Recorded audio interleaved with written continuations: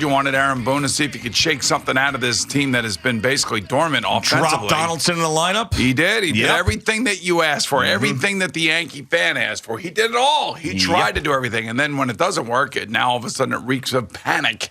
I don't think it reeks of panic. I just think that the Houston Astros are a really good baseball team. A really good baseball team that the Yankees have a hell of a hard time beating down there in Houston. Even when Framber Valdez, throws the ball away when, Judge is, comebacker, which was ridiculous, by the way. Yeah. I mean, you're thinking, okay, maybe, just maybe the Yankees would get a little luck and something would happen.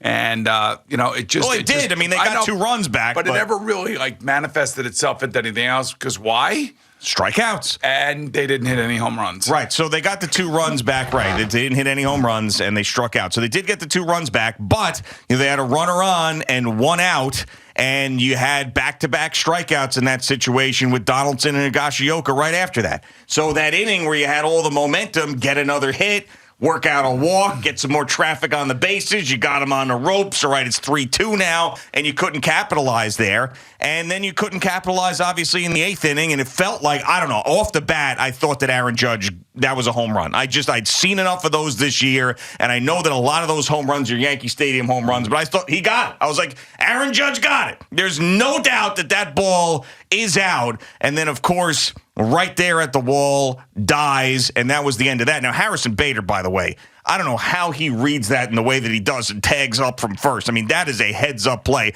So he gets in scoring position there. And then once again, they could not get the big hit after that. And for the Yankees, and I don't know if people heard last night or stayed up for the postgame or just shut the game off, but for the Yankees to make excuses in the way that they did after this game is really, really disappointing. Now, I'm sure Jerry's going to have some of this stuff when he comes in with his update in a little bit, but Aaron Boone saying that who would have thought the roof open kind of killed us tonight is insane to me to say that after you've struck out 30 times in 2 games. Roof open, closed, you struck out 30 times in 2 games. And then Severino goes, I made a really good pitch in that situation to Bregman. It just got up in the wind, and the wind took it out. Okay, so the wind knocked Aaron Judge's home run ball down, but somehow carried Bregman's out. And by the way, that wasn't a good 1-2 pitch. It was a 1-2 pitch to Bregman. It caught too much of the plate. I mean, you see Higashioka setting up higher than where that ball was, and he hit it out of the ballpark. And that's when you're playing the Astros and you're playing at this level and you're talking about these particular games, that's the difference. It's 2 inches here, 2 inches there, and, maybe the game's different. And, quite frankly, it's impossible for them to win in Houston. They can't do it. It's impossible. They can't do it. So it's not like anything that is surprising to me. Surprising to me would be had the Yankees won 6-2 or had the Astros won 6-2. These games are really well played for the most part, with the exception of the Yankee strikeouts. The Yankee strikeouts are maddening. Yeah. And as you just said, 13 again last night. I mean, it is almost like everybody's going up there just trying to hit home runs. Well, Giancarlo Stanton is the only one who was accountable. He said that they got to make mid-at-bat adjustments, and they got to choke up, they got to get shorter, they got to battle more in the box because it's not working what's going on, that there's too many free swings and too many guys doing exactly what you're talking about, trying to hit a 10-run home run when that isn't possible. He's the only one that really had any accountability last night. But, watching Verlander with his curveball and slider in Game 1, watching Framber, who, by the way, I mean, the guy's not blowing you away. I mean, he's throwing in the mid-90s, and he's just keeping hitters off balance with his breaking stuff. I mean, it didn't, watching that game last night, I felt like I could count the fastballs on one hand that Framber Valdez threw in the first 3 innings. It's just keeping these guys off balance, breaking pitches out of the zone. Sometimes it'd catch part of the plate, but most of the time they're just flailing. And hats off to him, because that's the season that he's had.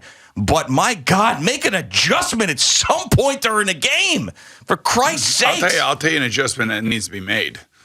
The adjustment is that Carpenter does not need to get a chance to hit.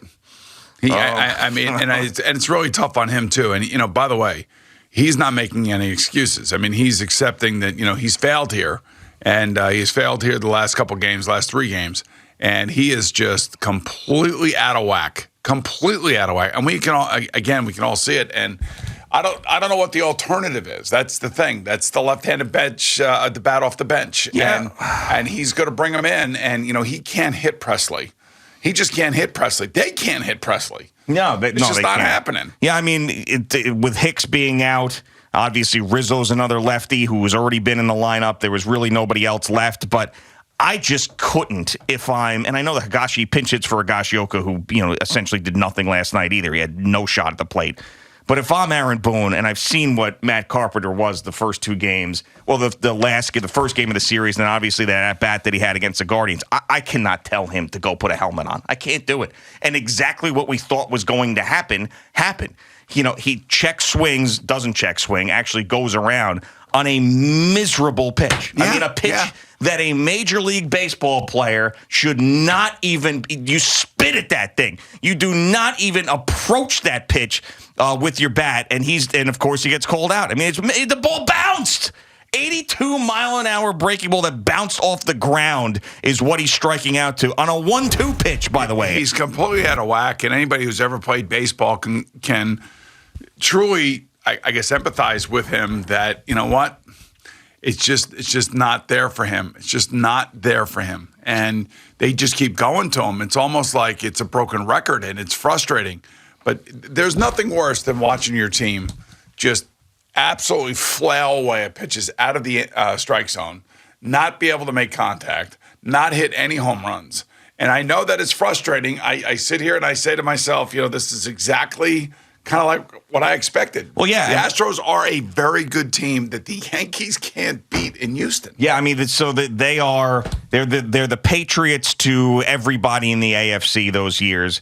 They're the Astros are to the Yankees. The Astros are to the Yankees what the Yankees were to a lot of teams in the American League back during the dynasty.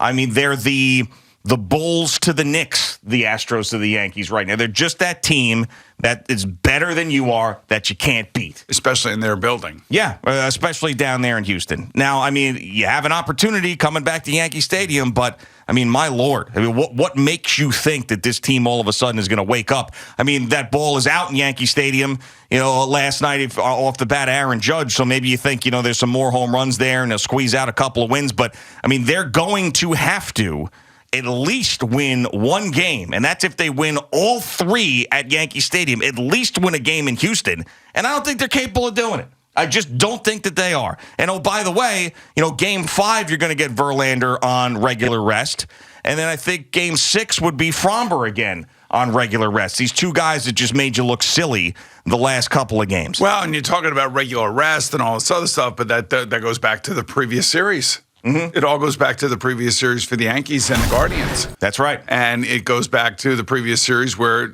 Houston took care of business. And, and by the way, they're doing this all without an ounce of impact from Jose Altuve offensively. Yeah, he finally hit a ball hard, and Gleyber Torres was able to snag that and turn that really amazing double play, which was a great moment in the game. But no, he's 0 for 23 in the playoffs. It's unbelievable when you think about that. And if he gets hot or something, these games are probably 3 or 4 run difference makers he is. So I don't know what to tell you. Well, Jordan's not done anything really either. He had a single last night, but he's not done anything either. It's just because the Yankees have done absolutely nothing, or done just a little less than the Astros have done. Now, if I presented you a glass half full, I don't believe this, but if I presented this to you, since you usually try to do that to me, tell me if this has any merit if you're a Yankee fan this morning. Okay. All right.